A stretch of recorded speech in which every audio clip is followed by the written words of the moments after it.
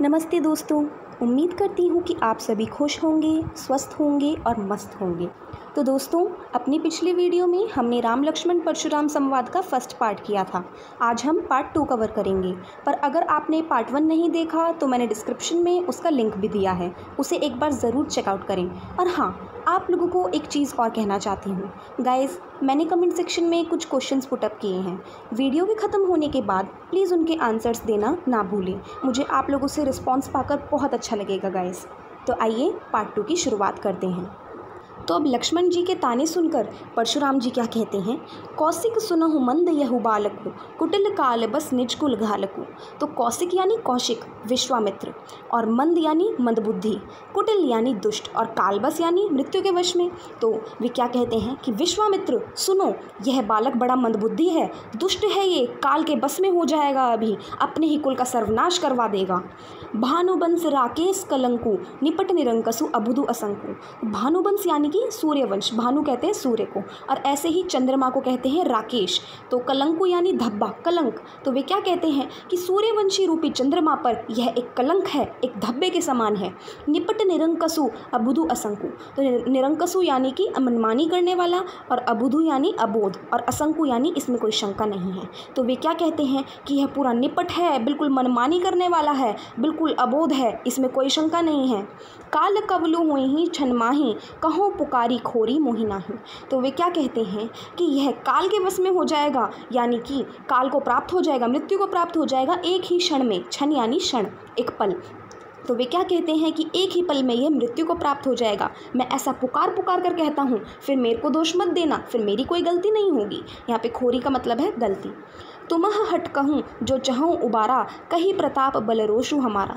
तो उबारा यानी बचाना, उबारना, और रोशु यानी गुस्सा। तो वे क्या कहते हैं विश्वामित्र से कि तुम ही हटाओ इसे, अगर इसे बचाना चाहते हो तो इसे मेरे प्रताप के बारे में सुनाओ, इसे मेरा बल के बारे में बताओ, और इसे मेरे गुस्से के बारे में बताओ। लखन कहेऊ मुनि सुजसु तुम्हारा, तुम ही अछत को बरनय पारा। सुजसु यानी सुयश, और बरनय पारा यानी वर्णन करना। तो श्री लक्ष्मण क्या कहते हैं कि हे मुनि, आपके सुयश के बारे में आपके रहते और कौन वर्णन कर सकता है। अपने मुँह तुम आनी करनी, बार अनेक भांति बहु बरनी। तो वे क्या कहते हैं कि अपने ही मुँह आपने अपना इतनी बार वर्णन किया है, बार अनेक भांति बहु बरनी, यानी कई बार और अलग अलग तरह से वर्णन किया है अपने सुयश के बारे में, आपने इतनी अपनी तारीफ करी है। नहीं संतोषु तपुनि कुछ कहूँ, जनि रिसरो की दुसह दुख सहु। तो संतोषु यानी संतोष, सेटिस्फैक्शन होना, और तपुनि यानी कि तो पुनः यानी कि दोबारा, रिसरो की यानी कि गुस्से को रोककर, दुसह यानी कि असह, जिसको सहन ना किया जा सके। तो लक्ष्मण जी क्या कहते हैं कि आपने अपनी इतनी तारीफ कर ली है, तो अगर आपको फिर भी सेटिस्फैक्शन नहीं हुई है, अगर आपको अभी भी संतोष नहीं मिला ना, तो और भी कुछ कह दो। इतना गुस्सा रोककर आप दुख क्यों सह रहे हो। वीरव्रती तुम धीर अछोबा, गारी देत न पावहु शोभा। तो वे क्या कहते हैं कि हे मुनि, आप तो वीरव्रती हैं, यानी कि वीरता का व्रत धारण करने वाले हैं, तो अगर आप धैर्य नहीं रखते तो वो आपको शोभा नहीं देता, और गाली देते हुए भी आपको शोभा नहीं देते हैं बिल्कुल भी। सूर समर करनी करही कहीं, न जाना वही अपू, विद्यमान रन पाई रिपु, कायर कतही प्रतापू। सूर यानी कि शूरवीर, और समर यानी युद्ध, रण क्षेत्र, और विद्यमान यानी कि विख्यात, पाई रिपु यानी कि अपने शत्रु को पाकर। तो लक्ष्मण क्या कहते हैं कि शूरवीर तो युद्ध में शूरता का कार्य करते हैं, अपना प्रताप नहीं कहते, अपने आप को नहीं जताते। शत्रु को युद्ध में उपस्थित पाकर, विद्यमान पाकर, कायर ही अपने प्रताप की डींग मारा करते हैं। तो देखिए, अब इस प्रकार लक्ष्मण जी ने एक और बार मुनि परशुराम का मजाक उड़ा दिया, उनका अपमान कर दिया। तो अब दूसरे पद की ओर बढ़ते हैं। तुम तो कालुहाकू जन लावा, बार बार मोहि लागी बुलावा। तो लक्ष्मण जी क्या कहते हैं कि आप तो मानो काल को हाथ लगा लगा कर बार बार उसे मेरे लिए बुला रहे हो, जैसे कि अभी मेरे को मौत के घाट उतार दोगे। तो सुनत लखन के बचन कठोरा, परसु सुधारी धरेव कर घोरा। तो लक्ष्मण जी के कठोर वचन सुनते ही परशुराम जी ने अपने भयानक फरसे को, घोर फरसे को सुधार कर हाथ में ले लिया। अब जनि देई दोसु मोहि लोगु, कटुबादी बालकु बद जोगु। तो कटुबादी यानी कटु बोलने वाला, कड़वा बोलने वाला, और वध जोगू यानी कि मृत्यु के लायक जो है। तो वे बोले, परशुराम जी बोले, अब लोग मुझे दोष ना दें, मेरी गलती ना निकालें, यह कड़वा बोलने वाला बालक मारे जाने के ही योग्य है। बाल बिलो की बहुत मैं बाचा, अब यही उम्र निहार था साचा। तो इसे बालक देखकर मैंने बहुत बचाया, बहुत रोका अपने आप को, पर अब यह सचमुच मरने को ही आ गया है। कौशिक कहा क्षमीय अपराधु, बाल दोषु गुण गण ही न साधु। तो विश्वामित्र जी ने, कौशिक जी ने कहा, अपराध क्षमा कीजिए हे मुनि, बालकों के दोष और गुण को साधु लोग नहीं गिनते हैं। खर कुठार में अकुरन को ही, आगे अपराधी गुरुद्रोही। खर कुठार यानी कि तीखी धार का कुल्हाड़ा, और अकरुण यानी कि करुणा रहित, जिसमें दया ना हो। कोही यानी क्रोधी। तो वे अपने बारे में बोलते हैं कि मैंने तीखी धार का कुल्हाड़ा ले रखा है और मेरे में करुणा भी नहीं है और मैं बहुत क्रोधी हूँ। आगे अपराधी गुरुद्रोही, तो मेरे सामने लक्ष्मण अपराधी खड़ा है और गुरुद्रोही है, ये इसने मेरा अपमान किया है। उत्तर दे तो छोड़ो बिनु मारे, केवल कौशिक सील तुम्हारे। तो वे क्या कहते हैं कि इतनी गलती होने के बावजूद ये मेरे को उत्तर दे रहा है और अब मैं इसे बिना मारे नहीं छोड़ सकता। कौशिक, अब ये केवल तुम्हारे भरोसे है, अब इसे केवल तुम ही बचा सकते हो। न त यही काटी कुठार कठोरे, गुरहि उरिन होते हूँ श्रम थोरे। तो वे क्या कहते हैं परशुराम, नहीं तो यही कि यहीं इसे अपने कठोर कुल्हाड़े से फरसे से काट डालूंगा। गुरहि उरिन यानी कि गुरु के ऋण कर्ज से भी यह उरिन हो जाएगा, बस मेरा थोड़ा सा श्रम लगेगा, थोड़ी सी मेहनत लगेगी।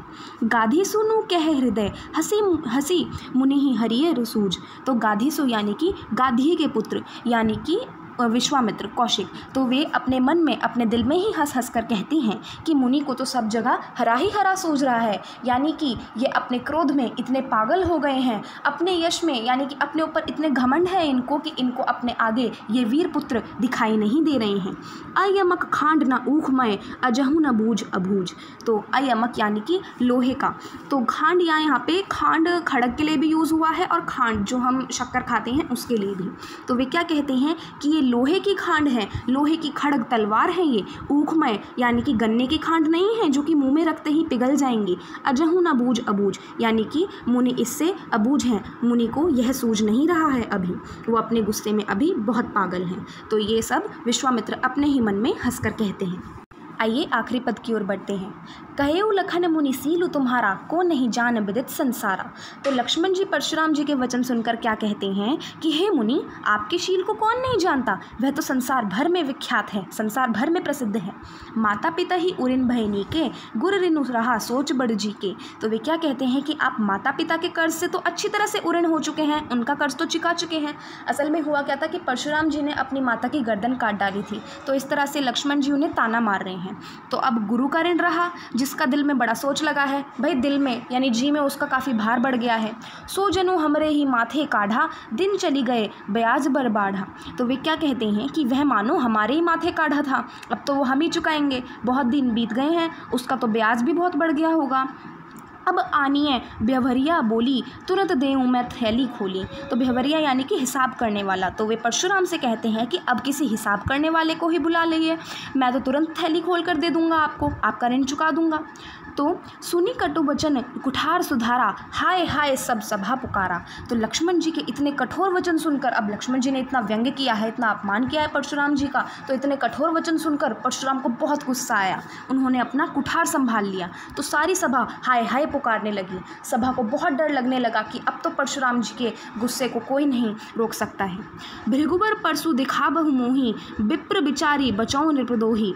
तो लक्ष्मण जी क्या कहते हैं कि भृगुबर यानी कि भृगु जी के पुत्र मेरे को बार बार अपना फरसा दिखा रहे हैं, परशु दिखा रहे हैं। विप्र बिचारी यानी ब्राह्मण समझकर अब तक मैंने बचा रखा है इस नृपद्रोही को, यानी कि राजाओं को मारने वाले को, नृपद्रोही को मैंने ब्राह्मण समझकर अब तक बचा रखा है, नहीं तो मैं भी कब का मार देता। मिले न कबहू सुभट रन गाढ़े, द्विज देवता घर ही के बाढ़े। तो लक्ष्मण जी क्या कहते हैं कि हे मुनि, आपको न कभी वीर बालक नहीं मिले हैं जो रणधीर हों। द्विज देवता, हे ब्राह्मण देवता, आप तो केवल घर घर में बड़े हैं, वैसे आप कुछ भी नहीं हैं। अनुचित कही सब लोग पुकारे, रघुपति सह नहीं लखनऊ ने वारे। तो सारी जो सभा है उसमें सारे लोग ये पुकारने लगते हैं, ये अनुचित है, ये अनुचित है। अब उन्हें भी ये लगता है कि लक्ष्मण जी कुछ ज़्यादा ही बोल गए हैं। तो रघुपति यानी श्री राम सह नहीं यानी कि आँख के इशारे से लक्ष्मण जी को पीछे कर देते हैं, उनको रोक लेते हैं। लखन उतर आहुति सरिस भृगुबर कोप कुसानु, बटत देखी जल सम बचन बोले रघुकुल भानु। लखन उतर आहुति सहिस यानी कि लक्ष्मण जी के जवाब आहुति के समान थे। किसमें? भृगुबर कोपु कुसानु यानी कि परशुराम जी के गुस्से की ज्वाला में। बढ़त देखी जल संवचन यानी कि उनके गुस्से को बढ़ते हुए देखकर जल के समान शीतल, जल के समान ठंडक पहुंचाने वाले वचन बोले रघुकुल भानु यानी रघुकुल वंश के सूर्य यानी श्री रामचंद्र उनके गुस्से को बढ़ते देख जल के समान शांत और पवित्र वचन बोले। परशुराम जी का गुस्सा अब श्री राम ही शांत कर सकते थे। इस प्रकार हमारा यह पाठ खत्म होता है। राम लक्ष्मण परशुराम संवाद हम पूरा कर चुके हैं। उम्मीद करती हूँ कि आपको मेरे समझाने का तरीका अच्छा लगा हो और आपको ये तीनों पद समझ आ गए होंगे। दोस्तों, अगर एक्सप्लेनेशन पसंद आई हो तो वीडियो को एक बिग थम्स अप ज़रूर दें। और हाँ, अभी की अभी कमेंट सेक्शन में मुझे ज़रूर बताएं कि ये एक्सप्लेनेशन कैसी रही। कोई गलती हो तो ज़रूर बताएं, ज़रूर बताएं। और सजेशन हो तो वो भी। प्लस जो इस बार मैंने आपको क्वेश्चंस दिए हैं, प्लीज़ उनके भी ज़रूर आंसर देना इस बार। एज़ ऑलवेज़ वीडियो को शेयर करना ना भूलें और ऊपर से अपने फ्रेंड्स के साथ ये चैनल ज़रूर शेयर करें, उनको ज़रूर रिकमेंड करें ताकि हमारी ये छोटी सी फैमिली आगे चलकर और बढ़ सके। Thanks for watching guys. अगली वीडियो में आपसे दोबारा मुलाकात होगी।